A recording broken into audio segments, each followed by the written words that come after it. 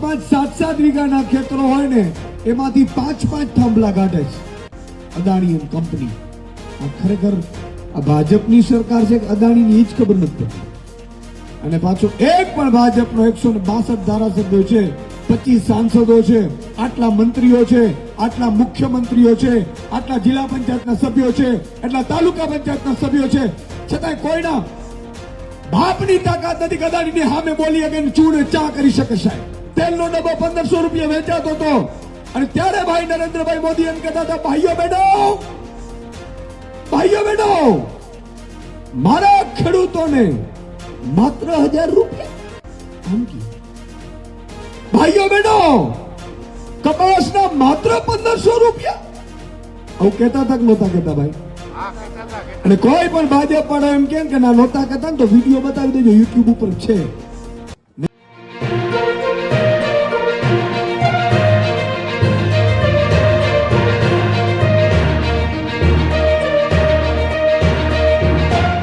દળમાં જે ખેડૂતો છૂટ્યા છે જેલમાંથી, એમના ઘરે મળવા જવાનું હતું અને એમાં પણ એક ખેડૂત એવા હતા આપણા જે ખેડૂત પોતે કેન્સરગ્રસ્ત હતા, છતાંય પોતે જેલમાં ગયા હતા. એના દીકરાનું જેલમાંથી છૂટ્યા એના આગલા દિવસે મૃત્યુ થાય છે. મહિના 2 મહિના પહેલા એના જમાઈનું, એટલે મહિના નહીં 15 દિવસ પહેલા એ જેલમાં હતા, એનો જમાઈનું મૃત્યુ થયું. અને 6 મહિના પહેલા એના એક બીજા દીકરાનું મૃત્યુ થઈ ગયું હતું. અને છતાંય એ ભાઈ અડીખમ હતા. એટલે આપણે હિંમત આપવા ત્યાં જવાનું હતું, એટલા માટે મારે મોડું થયું. હું ક્ષમા માંગુ છું આપની પાસે. મિત્રો, આજે સ્થિતિ એવી આવીને ઉભી રહી ગઈ છે, ખેડૂતો, મજૂરો, શ્રમિકો, ભાગ્યાઓ માટે ઉપર આભ ને નીચે ધરતી છે. તમે જુઓ, અત્યારે આપણે રૂડા ગામડા હોઈ શકે, ગોકુડિયું ગામડું હોઈ શકે, પણ તકલીફ એ છે ગામડાઓ ભાંગી રહ્યા છે. મને જે સૌથી વધુ ચિંતા એ થઈ રહી છે, ગામડાઓ ભાંગી રહ્યા છે, શહેરમાં આપણા ઠેકાણા પડતા નથી. શહેરમાં આપણે ફાવે પણ નહીં વડીલોને, અને સંતાનો થોડું ઘણું પણ આપણે ભણાવીએ છીએ અને ફરજિયાત મજૂરી કરવા પણ શહેરમાં મોકલવા પડે છે. મિત્રો, 20-20 વીઘાના જમીનોના માલિક કહેવાઈએ, એમને દીકરાને એટલા માટે શહેરમાં મોકલવું પડે છે કે અહીંયા કોઈ દીકરી નથી આપતા. આ વાત સાચી છે કે નહીં? અને અહીંયા જો રાખીએ તો બિચારો સવારથી આજ ખેતી કરે, પાનના ગલે જાય અને વાંઢો ફરે. આ ચિંતા છે ને એક ગામની છે, 18,000 ગામડાઓની છે. સરકાર હોય છે વિઝન વગરની સરકારો છે, નહીં તો આવી સ્થિતિ ન હોય. ખરેખર આપણે દિવસે ને દિવસે પ્રગતિ કરવા જોઈએ. એને બદલે મિત્રો, હિન્દુસ્તાનનો ખાસ કરીને ગુજરાતનો ખેડૂત દિવસે ને દિવસે દેવાના ડુંગરમાં જાય છે. દિવસે ને દિવસે આપણે એ સ્થિતિમાં આવી ગયા છીએ. આજે તમે લોકો 3-3 કલાક સુધી બેઠા છો. હું આપની આ ધીરજને વંદન કરું છું, પણ મિત્રો 3 કલાક થી પણ અટકવાનું થતું નથી.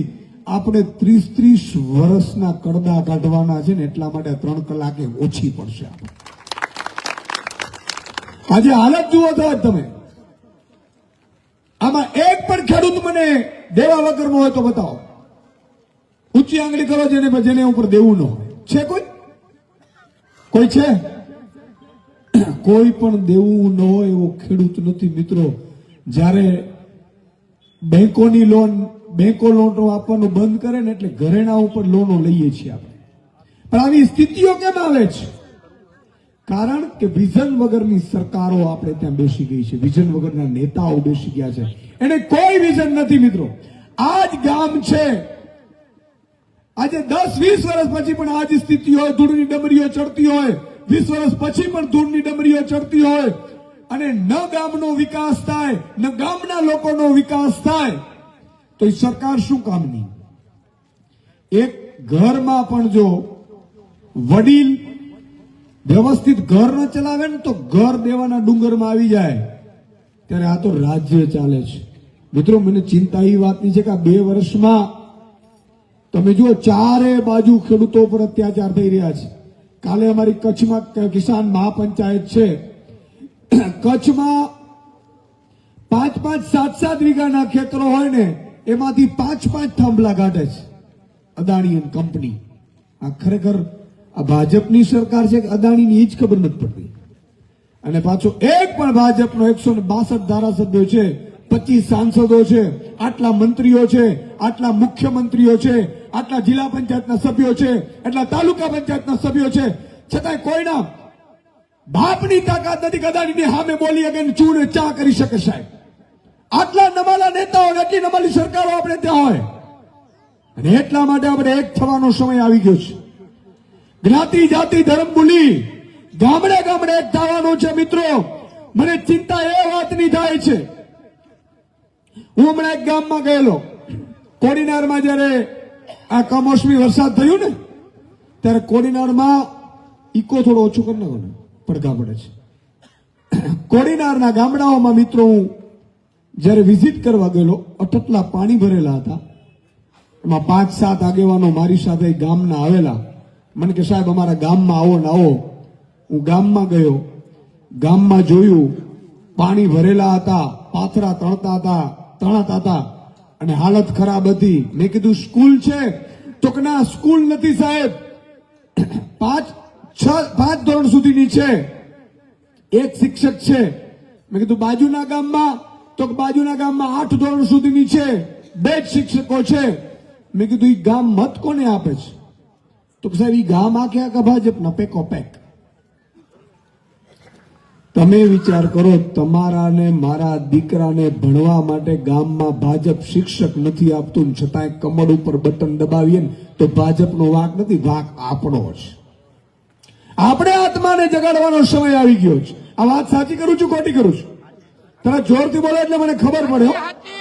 હોકારો તો એવો પડઘો પડવો જોઈએ ને કે જે બીજા ભાજપ પડે એકાદ માણસ આવ્યો ને ખબર પડવી જોઈએ. માણસ 50 હતા કે 500 હતા, પણ હતા ભણના અંક આવો એમ ખબર પડવી જોઈએ. સાહેબ, તમે વિચાર કરો, આજે કેટલો સમયથી આપણી ખેડૂતોને ભાવ નથી મળતા.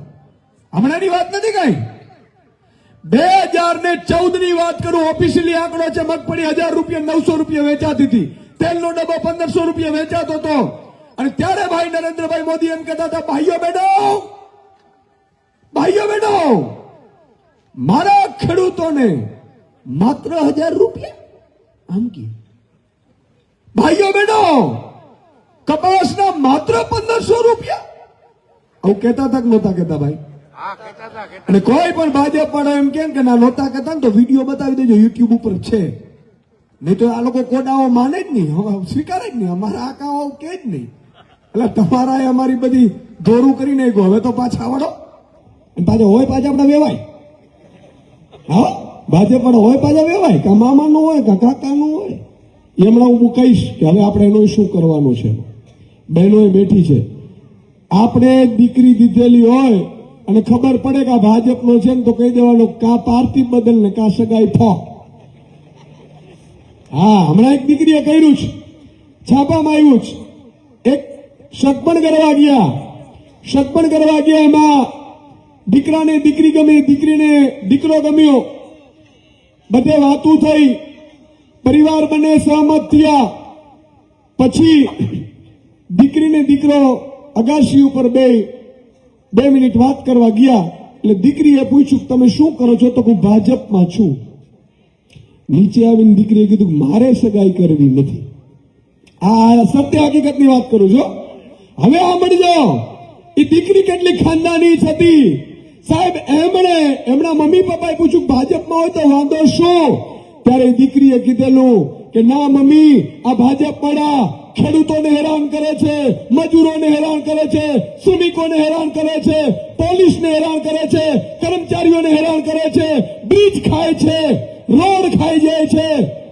અને આના હરામના રૂપિયા ખાઈને મારો ધણી આવે અને એમાં મારો ઉદરમાં મારો બાળક નમાલો પાકે ની મને પોસાય નહીં. આવી દીકરીઓ આ ધરતીમાં છે સાહેબ.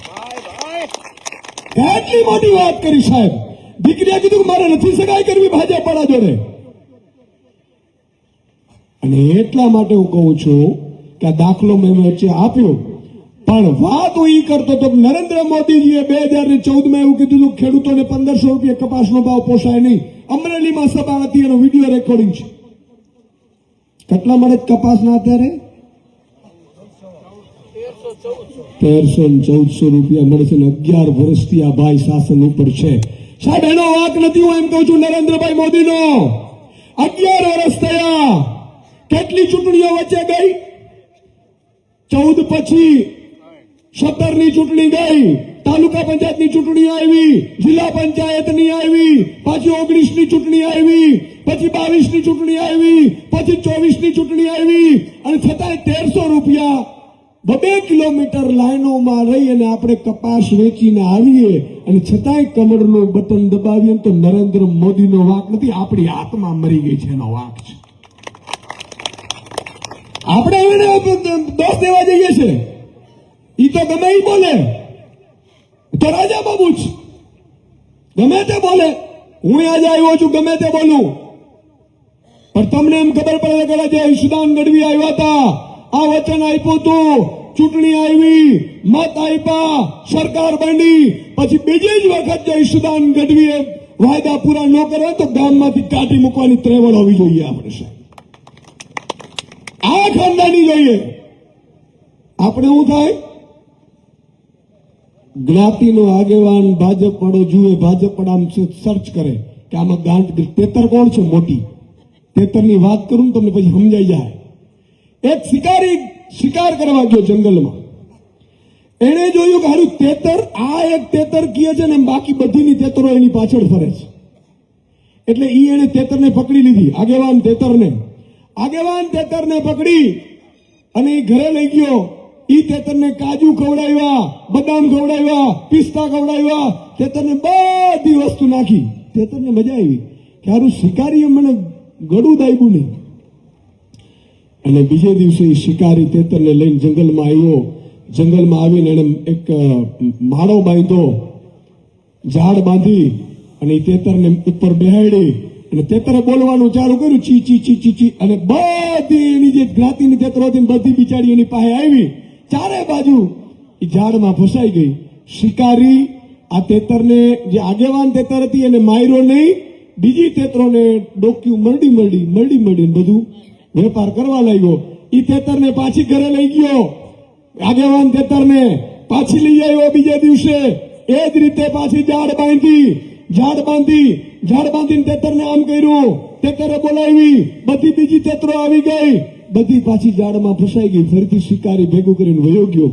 એમ ભાજપ વાળાએ ગામો ગામ આવી એક તેતર રાખી છે ને, આનાથી ચેતવાની જરૂર છે સાહેબ.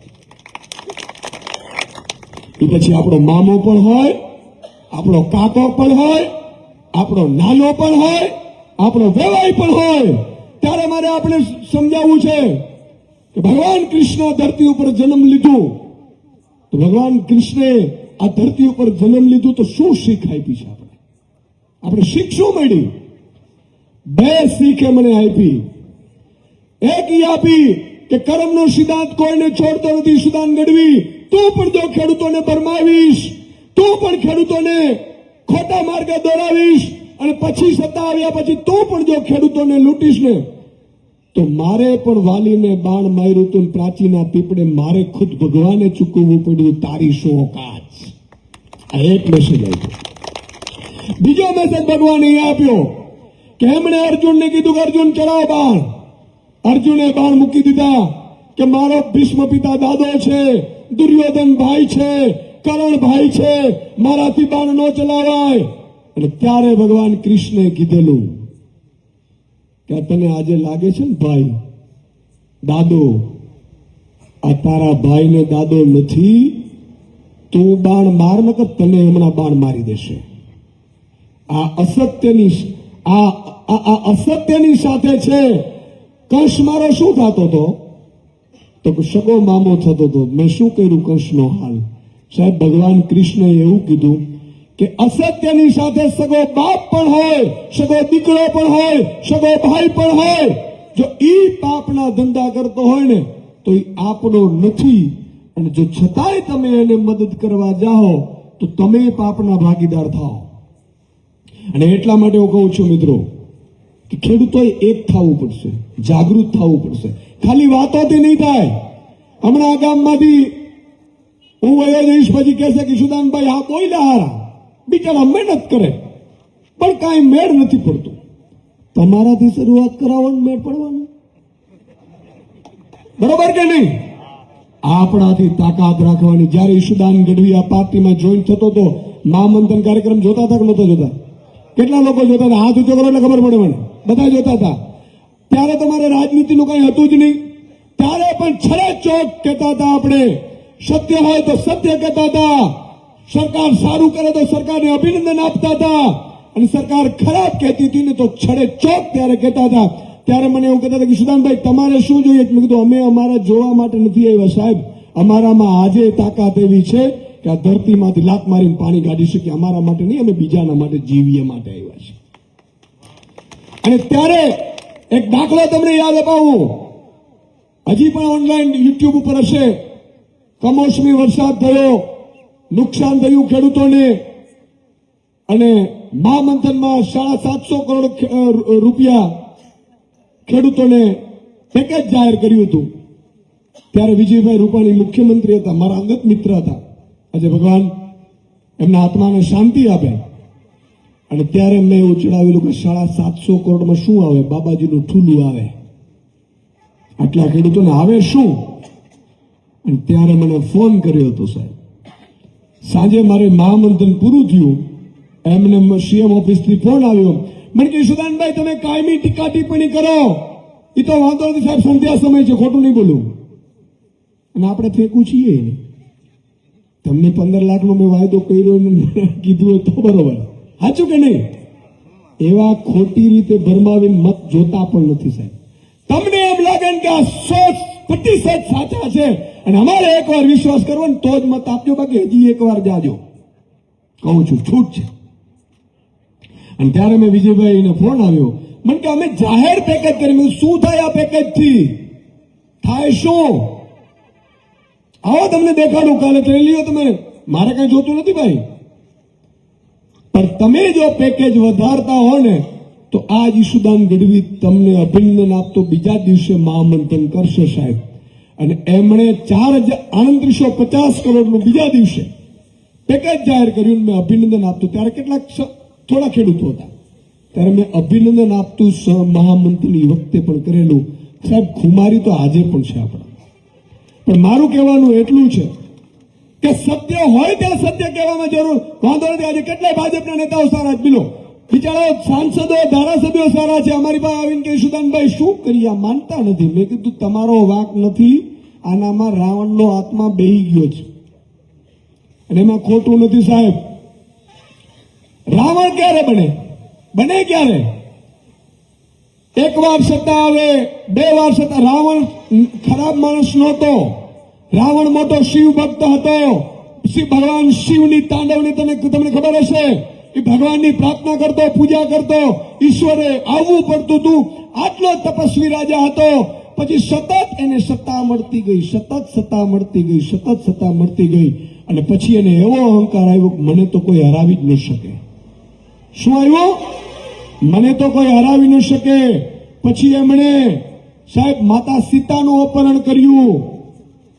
કહેવા હું એ માંગુ છું કે ભાજપ 5 વર્ષ સારી હતી, પછી એનાથી 5 વર્ષ થોડી નબળી ગઈ, પછી 5 વર્ષ નબળી ગઈ. સાહેબ 30 વર્ષથી ગમે તેને સત્તા આપો ને, આ જ ગામમાંથી કોકને એકને તમે મુખ્યમંત્રી 30 વર્ષ બનાવી દો, તમારું સાંભળે ને તો ઈશુદાન ગઢવી આજીવન તમારો ગુલામ થઈ જાય. 30 વર્ષથી શાસન છે સાહેબ. કોનું સાંભળે? ધારાસભ્ય સાંસદોનો સાંભળે નહીં, આપણું સાંભળે નહીં. નો જ સાંભળે ને. અને હું કહીને જાઉં છું, આજે તમે બહુ સમયથી બેઠા છો, તમારો વધારે સમય નહીં લઉં, પણ કહીને જાઉં છું, કોઈ પણ સરકારને છેલ્લા 15 વર્ષ આપો, એનાથી વધારે ન આપો. આજે આમ આદમી પાર્ટી સારા છીએ, અમે નેતા બધાય મહેનત કરીએ છીએ, અમારી ભાવના છે. હું કર્મના સિદ્ધાંતમાં માનું છું સાહેબ. આવડત તો અમારે ભાજપ કરતા પણ 10 ગણી છે. ઈ શું બ્રિજો લૂંટે, આવડત એના કરતા 10 ગણી છે અમારામાં. કારણ કે ઈ તો 8 પાસ છે, અમે ડબલ ગ્રેજ્યુએટ છીએ. હે, સાચું કે નહીં? આવડત તો એના કરતા 10 ગણી છે, પણ કર્મના સિદ્ધાંતમાં માનીએ છીએ કે જો આ ખેડૂતોનો, આ ગરીબોનો, આ વંચિતોનો, આ શોષિતોનો જો ખાઈ ગયા તો આ તો બિચારા ઘોડા છે, એક જ્ઞાતિના આગેવાનથી કે એક સમૂહ લગ્નથી ભરવાઈ જશે, પણ મારો નાથના હિસાબના ચોપડામાં ક્યાંય ભૂલ નથી થતી, ભૂલ થઈને આવવું પડશે. આજે તમે વિચાર કરો, ભૂંડલાનો રોજડાનો ત્રાસ છે કે નથી? એ છે કોણ? તમે વિચાર કરો, ગામડા શહેરના પેલા દાંડિયા મૂકીને અહીંયા પહોંચ્યા છે, એવું છે, અને આપણે ઝટકો મશીન બાંધતા હોઈએ, એમાં ટીંગાઈને બિચારાનો મૃત્યુ થાય. છે કોણ? હું એવું માનું છું સાહેબ કે મારે કોઈ એવી રાજનીતિ નથી કરવી કે મારે ફરીથી ભૂંડ થઈને આવવું પડે. મારાથી તો સારું થાય તો, સંધ્યા સમય છે, સારું થાય તો કરીશું, અને રાજનીતિ તો મારી મજબૂરી છે સાહેબ. ત્યારે હું મારું ચાલતું હતું, ત્યારે મુખ્યમંત્રી મંત્રીઓએ આવવું પડતું હતું. આજે પણ મારા કોઈ કામ, અને હું જિંદગીમાં મારું કામ નહોતું કરાવ્યું, પણ ગરીબો, વંચિતો, શોષિતો માટે 60 વર્ષની ઉંમર સુધી મેં મારું જીવન સમર્પિત કર્યું છે. અને એટલા માટે હું કહું છું સાહેબ કે આપણે વિઝન લઈ નીકળ્યા છીએ ગુજરાતમાં શું હોવું જોઈએ. આજે તમારે અહીંયાથી મગફળી વાવો છો, તમને ખબર હશે ભાવ કેટલા મળવાના છે. આપણી સરકાર, તમે વાવતા પહેલા, આપણી સરકાર આવીને વાવતા પહેલા તમારે ખબર હશે કે મગફળીનો આ ભાવ છે. પછી તમારે મગફળી લઈને જવાની નથી એપીએમસીમાં, ભાઈ લાઈનોમાં શું કામ મૂકવું પડે? મુકેશ અંબાણી લાઈનમાં ઉભે છે, અદાણી લાઈનમાં ઉભે છે, ઉદ્યોગપતિ લાઈનમાં ઉભે છે, તો મારો ગરીબ ખેડૂત કેમ ઉભે છે? તમારે મિસકોલ મારવાનો, સરકાર તમારા ઘરેથી માલ ખરીદી આવી, સરકારની જવાબદારી છે આ વ્યવસ્થા પેદા કરવી છે. એટલા માટે રાજનીતિમાં આવ્યા છે. રાજનીતિ શોખ જ નથી, અજા પદ હોદાનો શોખ નથી.